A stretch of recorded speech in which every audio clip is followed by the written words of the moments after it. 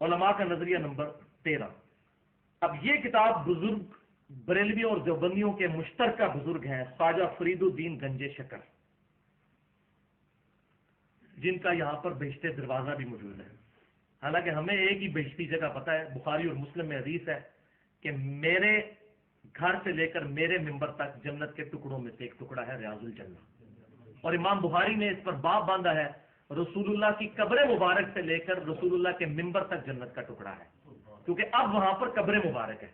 تو امام بخاری رحمۃ اللہ علیہ نے اپنا ویژن بھی کلیئر کر دیا کہ قبر مبارک بھی جنت کے ٹکڑوں میں سے ایک ٹکڑے میں ہے آپ صلی اللہ علیہ وسلم کی ریاض الجنہ۔ تو ایک پاکستان میں بھی بہشتی دروازہ ہے جس کے بارے میں کچھ مسلمانوں کا یہ عقیدہ ہے کہ وہاں سے جو کوئی گزر جائے تو وہ جنتی ہو جاتا ہے، حالانکہ یہ عقیدہ ریاض الجنہ کے بارے میں بھی کسی جگہ رپورٹ نہیں ہوا جو واقعی جنت کا ٹکڑا ہے۔ اچھا، بہرحال یہ ان کی کتاب ہے حشت بہشت، جس میں 8 بزرگ جو چشتی سلسلے کے بزرگ ہیں ان کے حالات زندگی جمع کیے گئے ہیں۔ اس میں سے ایک فوائد السالکین ہے، صفحہ 19، اور شبیر بردرز لاہور کی شائع شدہ ہے۔ شبیر بردرز جو ہے یہ اس وقت بریلوی مکتبہ فکر کا سب سے بڑا ادارہ ہے جو کتابیں چھاپ رہا ہے۔ دوسرے نمبر پر ضیاء القرآن ہے، تیسرے پہ فرید بک سٹال ہے۔ یہ وہ شائع کرتے ہیں بریلوی اور دیوبندیوں کے مشترکہ بزرگ خواجہ فرید الدین گنج شکر صاحب کی طرف منسوب، مطلب ہمیں تو کنفرم نہیں، لیکن چونکہ وہ کہہ رہے ہیں نہیں یہ معرفت کی بات ہے، صحیح لکھی ہے۔ اب آگئی ہے وہ کرٹیکل بات جس کے میں پچھلے لیکچر سے حوالے دیتا آ رہا ہوں۔ خواجہ قطب الدین بختیار کاکی صاحب جو خلیفہ تھے خواجہ معین الدین چشتی صاحب کے، ایک دفعہ ان کے پاس ایک شخص آیا اور عرض کیا کہ میں مرید ہونے آیا ہوں، تو خواجہ نے فرمایا جو کچھ ہم کہیں گے کرے گا، اگر یہ شرط منظور ہے تو مرید کر لوں گا۔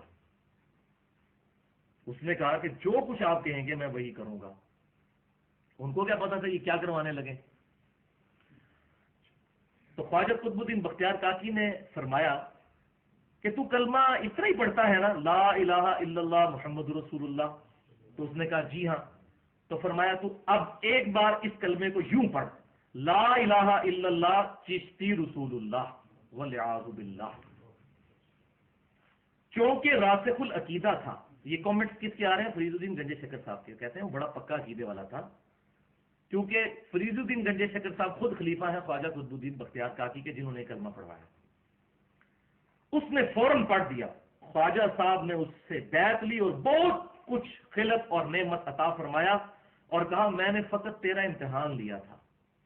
یہ اینڈ پہ نا وہ ایسی بات کر دیتے ہیں، اٹھو مت بیٹھو، پتہ ہی نہ چلے کہ اٹھنے کا کیا ہے کہ بیٹھنے کا، یہ اٹھو مت بیٹھو۔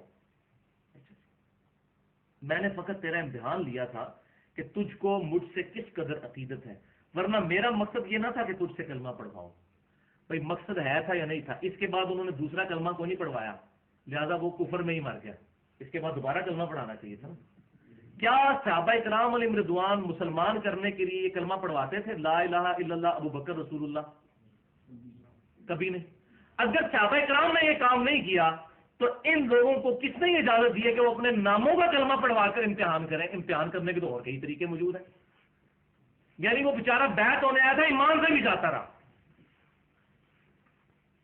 اب ذرا سن لیجئے وہی کا فیصلہ، صحیح بخاری اور مسلم کی متفق علیہ حدیث ہے۔ عبداللہ بن عمر رضی اللہ تعالیٰ عنہ کہتے ہیں نبی صلی اللہ علیہ وسلم نے فرمایا اسلام کی بنیاد 5 چیزوں پر ہے، بنیاد ہی الہی ہے، اور پہلا فرمایا لا الہ الا اللہ محمد رسول اللہ صلی اللہ علیہ وسلم کی گواہی دینا۔ یہ صحیح مسلم کی پہلی حدیث بھی ہے، حدیث جبریل والی۔ دوسرا نماز قائم کرنا، تیسرا زکات ادا کرنا، چوتھا حج، اور 5واں رمضان کے روزے۔ یہ ہے وہی کا عقیدہ کہ کلمہ بنیاد ہے، اس کو جو ہلائے گا۔ تو اب آپ دیکھ لیجئے، اچھا اب اسی کے اوپر بریلوی اور دیوبندیوں کے مناظرے بھی رکھے ہوئے یوٹیوب پہ۔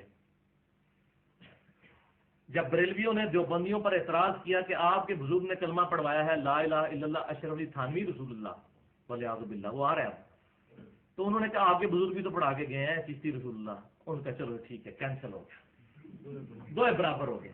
یہ بالکل اس طریقے سے ہے کہ اگر کوئی شخص یہ کہے میرا بیٹا اسکول میں فیل ہو جائے اور میں پوچھوں بیٹا تو کیوں فیل ہوا، تو کہ ابو جی آپ کے دوست کا بیٹا بھی فیل ہو گیا، تو میں کہوں ہاں بالکل ٹھیک ہوا ہے۔ بھائی دونوں غلط ہیں، اور یہ مناظرے کرتے ہوئے شرائط رکھتے ہیں کہ اگر ہم نے کوئی ایسی گستاخی آپ کے بزرگ کی نکالی جو کفریہ ہوئی تو آپ نے فتویٰ لگانا ہے. ہاں اگر آپ نے اس کے مقابلے پر ہمارے بزرگ کی کوئی نکال دی تو پھر نہ ہم آپ پر فتویٰ لگائیں گے نہ اپنے پر.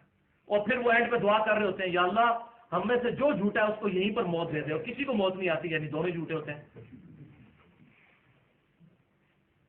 کیونکہ پھر دونوں ہی جھوٹے ہوئے نا.